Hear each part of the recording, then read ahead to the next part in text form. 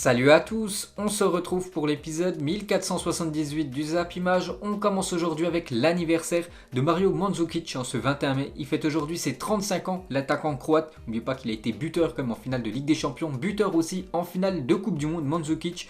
Et actuellement, il évolue du côté de l'AC Milan. On peut voir quand même que c'est plutôt moyen son séjour en Italie du côté du club milanais. Donc il a rejoint le club en janvier dernier et regardez le peu de minutes jouées par Mandzukic, et sinon il est arrivé blessé, donc il a très peu joué et en gros l'AC Milan devrait ne pas le conserver pour la prochaine saison.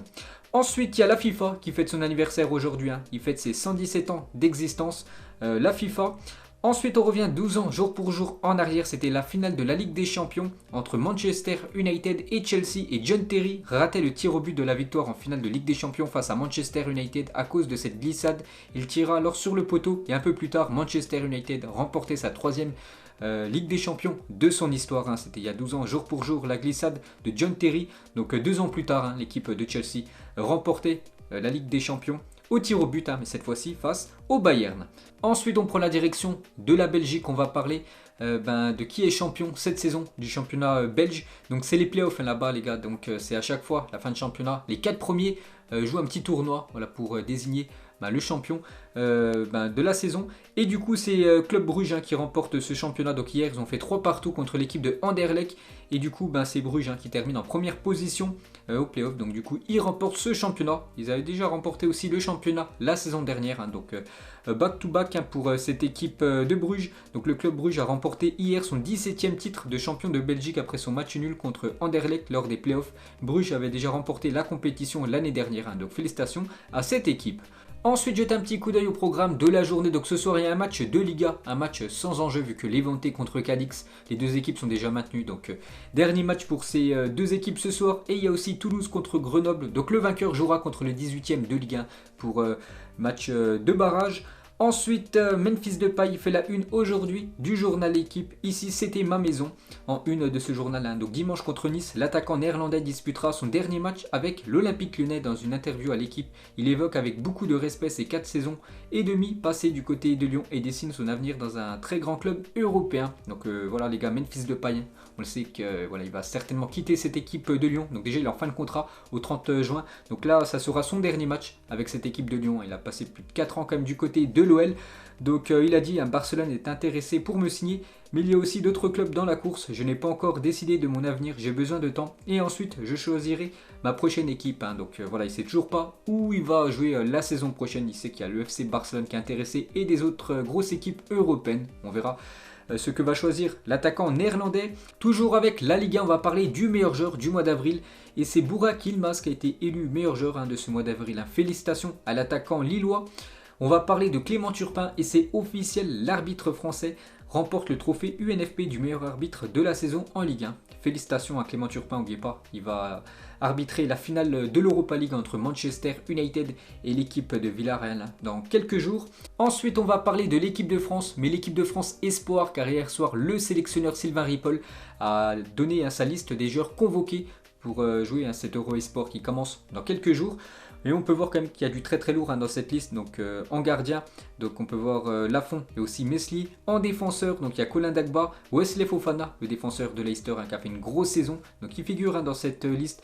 Konaté ou même Upamecano, milieu terrain du Oussem Aouar, Kamavinga ou même Kakré. Et en attaquant Moussa Diaby, Amiguri ou même Jonathan Ikoné, l'attaquant lillois. Donc grosse liste bien sûr pour l'équipe de France Espoir. Et on peut voir un joueur quand même qui manque dans cette liste, c'est Boubacar Kamara, lui qui a fait une grosse saison du côté de l'Olympique de Marseille.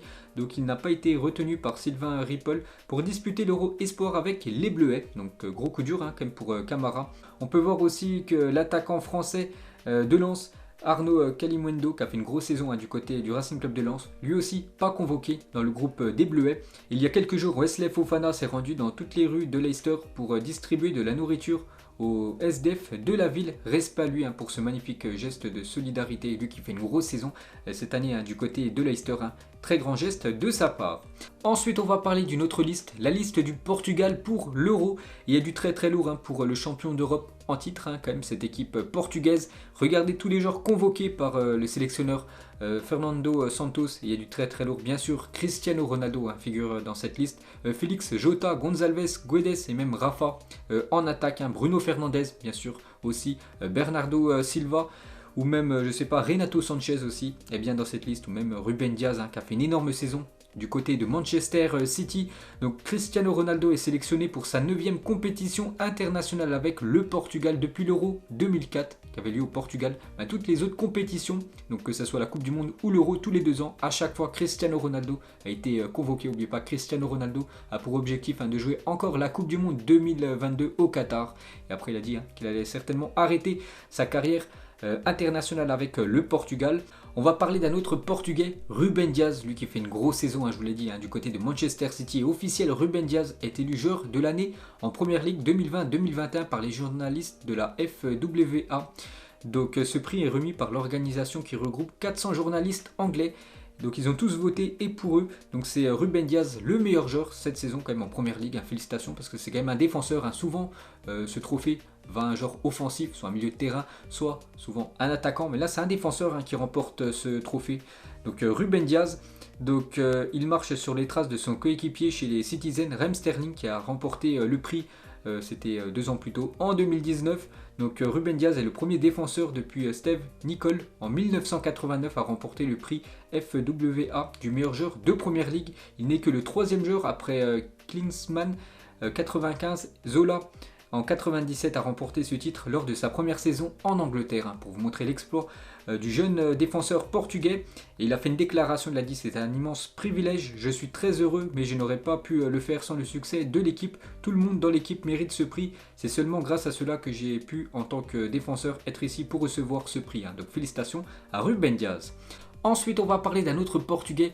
Lui aussi, les gars, une pépite. C'est le jeune Pedro Gonçalves qui a seulement 22 ans et en championnat cette saison pour le milieu de terrain du côté du Sporting. C'est 32 matchs, 23 buts, 4 passes décisives lors du dernier match. Il a inscrit un triplé. Le joueur Pedro Gonçalves, lui aussi convoqué par Fernando Santos pour jouer l'Euro avec le Portugal. Donc énorme saison, ça me fait penser au stade qu'avait Bruno Fernandes avant de rejoindre l'équipe de Manchester United. Lui, je pense qu'il y a de fortes chances qu'il quitte cette équipe du Sporting pour aller dans un top club européen lors du prochain mercato. Et pour continuer avec le Sporting en Liga 9 cette saison, donc le championnat s'est terminé avant-hier, donc 34 matchs, 32 matchs d'affilée sans défaite. Ils ont perdu lors de l'avant-dernière journée contre le Benfica. Une défaite, je crois, 4-3. Donc 26 victoires, 7 matchs nuls, une défaite, 65 buts marqués, 20 buts seulement encaissés. Meilleure défense du championnat, 19 clean sheets et bien sûr champion du Portugal. Ils joueront la saison prochaine en Ligue des Champions, cette équipe du Sporting. Ensuite, une déclaration de Fernando Santos, le sélectionneur portugais, sur le retour de Karim Benzema en équipe de France, vu que le Portugal va jouer contre l'équipe de France lors du 3e match de poule. Je ne vais pas m'inquiéter, le Portugal n'a aucune crainte. Comment pourrais-je se présenter comme des prétendants et ensuite avoir peur de nos adversaires? Bien sûr, pour lui, ça change rien du tout. Ensuite, on va parler de l'attaquant anglais Sterling qui va se voir proposer un contrat à long terme par Manchester City, donc il devrait prolonger encore pendant pas mal de saisons. L'attaquant Sterling. On va parler d'un autre joueur anglais, mais lui pourrait venir du côté de Manchester City lors du prochain mercato. C'est Harry Kane, a fait de Manchester City sa destination favorite à l'issue de la saison. Le club mancunien est intéressé et va entamer des discussions pour le recruter, puisque vous savez que Manchester City actuellement joue quand même sans numéro 9, c'est incroyable. Par exemple contre le Paris Saint-Germain, c'était Kevin De Bruyne lors du match retour en tant que numéro 9. C'est vrai qu'ils n'ont pas de numéro 9 souvent titulaire, vu que Kun Agüero, les gars, il joue plus trop et en plus il va quitter le club en fin de saison. Et Gabriel Jesus, trop irrégulier. Donc avec bien sûr Harry Kane, ça pourrait être un atout de force pour cette équipe de City pour la prochaine saison.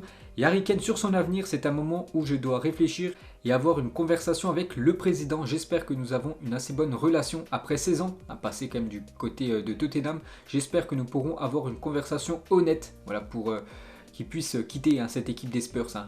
Parce que bien sûr Tottenham veut garder Harry Kane, vu que c'est le meilleur joueur cette saison. L'attaquant anglais. Donc toujours avec Harry Kane, je veux jouer dans les plus grandes compétitions. Cette saison, je regarde la Ligue des Champions et les équipes anglaises font un travail incroyable. Et ce sont justement ces matchs dans lesquels je veux être. C'est vrai que cette saison, l'équipe de Tottenham, ça a joué seulement l'Europa League la saison prochaine. C'est même pas sûr que ça joue l'Europa League à cette équipe des Spurs. C'est pour ça que Harry Kane veut retrouver la Ligue des Champions. Et voilà, le mieux pour lui, bien sûr, c'est de quitter cette équipe. Il a dit, Mon objectif ultime, remporter des trophées chaque saison, marquer 50, 60, 70 buts chaque saison. Donc bien sûr, ça ne sera pas du côté de Tottenham. C'est pour ça qu'il y a de fortes chances que l'attaquant anglais quitte cette équipe des Spurs. Et pourquoi pas file du côté de City. Ensuite, on va parler d'un autre probable, peut-être gros transfert, les gars. C'est celui de Lionel Messi. Aimerait rester au FC Barcelone, mais sa famille le pousse à rejoindre le Paris Saint-Germain. C'est incroyable, hein. Lui, voilà, serait pour continuer du côté du Barça, mais sa famille, certainement, sa femme, peut-être son père, pousse pour qu'il rejoigne l'équipe du Paris Saint-Germain. Le club français lui ferait une offre plus lucrative que celle des Catalans. Donc bien sûr, il toucherait beaucoup plus d'argent en signant du côté du Paris Saint-Germain qu'en restant du côté du FC Barcelone. C'est pour ça que sa famille aimerait qu'il vienne en France. Donc d'après le journal Le Parisien, les proches de Lionel Messi le poussent vers Paris. Messi souhaite prolonger avec le Barça, mais certaines personnes de son entourage l'inciteraient à rejoindre le PSG, capable de lui offrir une meilleure proposition salariale. Et on en saura certainement un peu plus demain, les gars, sur Lionel Messi et surtout sur son avenir, vu que déjà demain c'est le dernier match du FC Barcelone cette saison. Et le quotidien sportif argentin Olé fête ses 25 ans. Donc demain, samedi, il y aura une et surtout une interview exclusive sur Lionel Messi. Donc une entrevue très attendue avec Léo Messi. Messi va évoquer son avenir au Barça et sa participation à la Copa América cet été. Donc peut-être demain, les gars, dans cette interview, on saura si Léo Messi va continuer ou non du côté de ce club Blaugrana dans cette interview qui sortira demain. Donc interview de Messi avec Olé ce samedi. Donc l'interview a été effectuée pour les 25 ans d'Olé. Il recevra aussi un trophée honorifique, Lionel Messi. Ensuite, Omar Da Fonseca, donc commentateur sur la chaîne beIN Sport, il commente quasiment tous les matchs du FC Barcelone. Il a dit: moi je veux que Lionel Messi vienne au Paris Saint-Germain. Lui, il aimerait le voir au PSG la saison prochaine. Et d'après Maté Moreto, donc l'arrivée de Sergio Agüero plaît beaucoup à Messi et il prévoit de rester à Barcelone. Donc on en saura un petit peu plus demain. Ensuite, on continue avec un autre joueur Blaugrana. C'est Antoine Griezmann qui fait la une aujourd'hui du journal Sport. Griezmann option Juventus en une de ce journal espagnol. L'équipe italienne pense à l'attaquant français pour couvrir l'éventuel départ de CR7. La Juve ne pouvait opter que pour un échange ou un prêt, mais Griezmann ne veut que continuer au Camp Nou pour le moment. Donc d'après ce journal Sport, Griezmann est une option envisagée par l'équipe de la Juventus pour la prochaine saison. Cette fois-ci, la une du journal Mundo Deportivo pression le Barça prêt à mener la révolution contactera les agents des joueurs transférables la semaine prochaine. Certains joueurs ont des contrats très complexes et Roberto, dont le contrat prend fin en 2022, ne partira que s'il le libère. Donc voilà les dernières infos sur le FC Barcelone. Il devra avoir un grand ménage lors du prochain mercato. Pas mal de joueurs devraient quitter cette équipe Blaugrana. On va parler de l'ancienne légende du FC Barcelone, Xavi. Donc déjà il y a 2 ans, jour pour jour, il disputait le dernier match de sa carrière, bien sûr, l'ancien Blaugrana. Et actuellement, il est en vacances du côté de Barcelone. Hier, il a dîné avec Puyol, 2 anciens joueurs, bien sûr, de cette équipe Blaugrana. Ensuite, on va parler d'une très bonne nouvelle pour ce joueur franco-ivoirien. C'est Sol Bamba, défenseur de l'équipe de Cardiff. Donc il a battu le cancer. Le joueur de Cardiff se battait contre un lymphome non Hodgkinien et a annoncé sur son compte Twitter qu'il l'avait vaincu. Il a même joué les dernières secondes du match contre Rotterdam ces derniers jours. Petite info sur l'info que j'ai donnée, c'était le 11 janvier 2021. Grosse force au franco-ivoirien Sol Bamba, défenseur de Cardiff qui a été diagnostiqué avec un lymphome non Hodgkinien, soit un type de cancer. Le club a indiqué que le joueur a commencé immédiatement un traitement de chimiothérapie. Bon courage à lui dans ce combat. Donc hier, il a dit qu'il avait vaincu le cancer. Donc très bonne nouvelle pour ce joueur Bamba. Ensuite, officiel, Adidas présente le nouveau maillot extérieur. Donc pour la prochaine saison du Bayern Munich, je vous l'avais déjà présenté, mais c'était toujours pas officiel. Cette fois-ci, c'est bien officiel. Ça sera ce maillot tout noir avec les sponsors, donc Adidas et T-Mobile en or. Un très beau maillot pour le Bayern Munich pour cette future saison.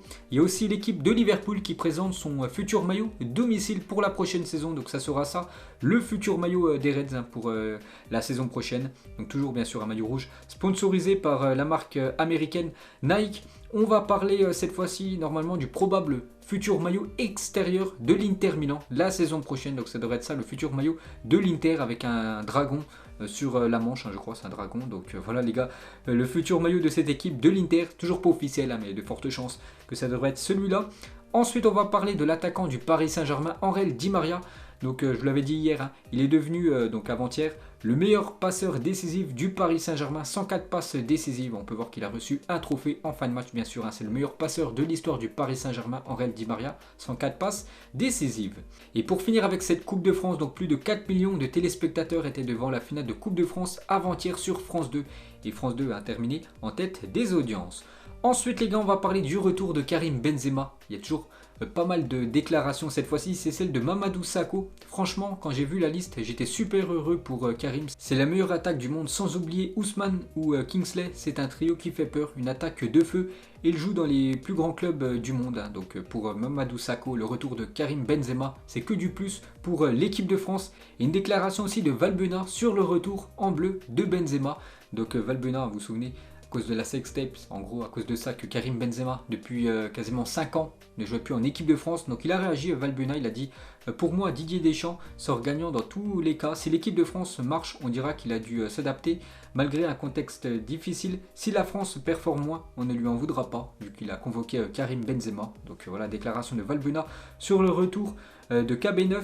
Ensuite on va parler d'un joueur du Paris Saint-Germain qui était placé sur la liste des transferts lors de l'hiver dernier. Gay est désormais intouchable et va rester à Paris cet été. Il est sous contrat avec le Paris Saint-Germain pour encore 2 saisons. Donc voilà, intouchable. Hein. Idrissa Gueye du côté du Paris Saint-Germain. Donc bien sûr, il va continuer du côté du PSG lors de la future saison. Et un jour, lui devrait quitter cette équipe du Paris Saint-Germain. Donc débarquer au PSG lors de l'été 2019. Pablo Sarabia pourrait signer son retour en Espagne prochainement. Mundo Deportivo annonce qu'il susciterait plusieurs intérêts en Liga. L'Atlético, Villarreal ou même la Real Sociedad ou même Séville hein, sont cités dans la course hein, pour faire revenir Pablo Sarabia dans le championnat de Liga. Ensuite, regardez la une aujourd'hui du journal AS. Donc deux capitaines, un rêve, l'Atlético et le Real Madrid jouent le titre demain lors de la dernière journée de Liga. Ramos est entraîné en partie avec le groupe et postule pour faire partie des convoqués pour ce qui pourrait être son dernier match avec le Real Madrid. Vous savez que demain, c'est le dénouement final de la Liga. L'Atlético se déplace du côté de Valladolid. Le Real Madrid, dans le même temps, reçoit l'équipe de Villarreal. Donc tout va se jouer demain, bien sûr, pour le titre de la Liga. Et on peut voir que Sergio Ramos pourrait jouer les gars. Sergio Ramos est entraîné avec ses coéquipiers aujourd'hui. Il devrait être disponible pour le match contre Villarreal hein, qui pourrait peut-être être hein, le dernier match pour le club hein, parce qu'actuellement il est en fin de contrat dans quelques semaines. Sergio Ramos. Et toujours avec le Real Madrid pour la deuxième année consécutive, le Real Madrid ne fera pas de tournée de pré-saison aux États-Unis cet été. Les joueurs profiteront des installations de Valdebebas afin de réaliser une préparation physique intensive pour la nouvelle saison qui débutera le week-end du 15 août. Ensuite, toujours avec cette équipe de Madrid, donc il y a 4 ans, jour pour jour, c'était une bonne journée hein, pour le Real Madrid. Pourquoi ? Parce que le Real sous Zinedine Zidane remportait sa première Liga depuis 2012. Les merengues ont assuré leur titre à la dernière journée face à Malaga grâce à des buts de Cristiano Ronaldo et bien sûr Karim Benzema. Ensuite, on va parler d'un futur, normalement, joueur du Real Madrid. C'est David Alaba et les larmes de David Alaba pour ses adieux aux supporters du Bayern hein, sur une interview qui a été postée par le Twitter du Bayern Munich. On peut voir David Alaba bien sûr en larmes. Hein. C'est vrai qu'il a resté, je crois, plus de 10 ans du côté du Bayern. Donc vous savez qu'à la fin de saison, donc demain, le Bayern joue son dernier match. Donc ça sera le dernier match de David Alaba sous ses couleurs bavaroises. Ensuite, officiel, Pedri est en vacances après avoir joué 52 matchs cette saison pour le jeune joueur. Pedri, les gars, 52 matchs quand même cette saison. Il a disputé. Ce jeune joueur, donc du coup, il est forfait. Enfin, voilà, il est mis de côté au repos hein, pour ce dernier match. Demain contre l'équipe de Eibar hein, pour le FC Barcelone. Ensuite, toujours avec le Barça, on va parler du Barça féminin, a gagné 460 000 € après avoir remporté la Ligue des Champions féminine il y a quelques jours contre l'équipe de Chelsea. Pendant ce temps-là, le club vainqueur de la Ligue des Champions masculin va toucher 19 millions d'euros sans compter les primes supplémentaires. Hein. On peut voir quand même l'immense écart entre le football homme et le football femme. Ensuite, regardez cette photo hein, de Cristiano Ronaldo endormi, bien sûr, avec le trophée de la Coupe d'Italie remporté avant-hier, bien sûr. Hein, peut-être le dernier trophée remporté par Cristiano Ronaldo du côté de l'Italie, hein, parce qu'on ne sait toujours pas ce que va faire CR7 pour la prochaine saison. On va parler de l'attaquant mexicain. Raúl Jiménez devrait pouvoir reprendre la compétition dès la saison prochaine. Il devrait être muni d'un casque de protection. Pour rappel, le Mexicain avait subi un impressionnant traumatisme crânien lors d'un match de Première Ligue. Il avait été complètement KO, il avait été transporté à l'hôpital à Raúl Jiménez. Donc du coup, il pourrait faire son retour sur les pelouses lors de la prochaine saison de Première Ligue. Bien sûr, il portera un casque. Ensuite, des nouvelles de Antonio Conte qui va devoir payer une amende de 2 000 €. Pourquoi ? parce qu'en fait il a fait un doigt d'honneur à Andrea Agnelli, donc le président de la Juventus, lors de Juventus Inter, c'était il y a quelques jours. Ensuite, les 7 personnes de l'équipe médicale de Diego Maradona sont désormais poursuivies pour homicide volontaire. Elles encourent entre 8 et 25 ans de prison, parce qu'en gros, d'après les infos en provenance d'Argentine, donc ces 7 personnes n'ont pas aidé complètement, on peut dire, Diego Maradona à rester en vie. Donc en gros, elles sont poursuivies pour homicide volontaire et pourraient avoir des sacrées peines de prison, ces 7 personnes de l'équipe médicale. Ensuite, on revient en France, on va parler de Neymar qui s'est fait vacciner hier, bien sûr contre la Covid-19. Donc voilà, Neymar vacciné. Et pour finir ce Zap Image, donc pour vous, quel est le meilleur attaquant à son prime, donc en gros à son meilleur niveau, soit Zlatan, soit Suarez, soit Karim Benzema ou soit Robert Lewandowski. Donc parmi ces 4-là, vous mettrez pour vous qui est le meilleur attaquant à son prime parmi ces 4 grands numéro 9. Donc voilà les gars, la fin de ce long Zap Image, j'espère que ça vous a plu. On se retrouve demain pour le prochain épisode. Ciao à tous.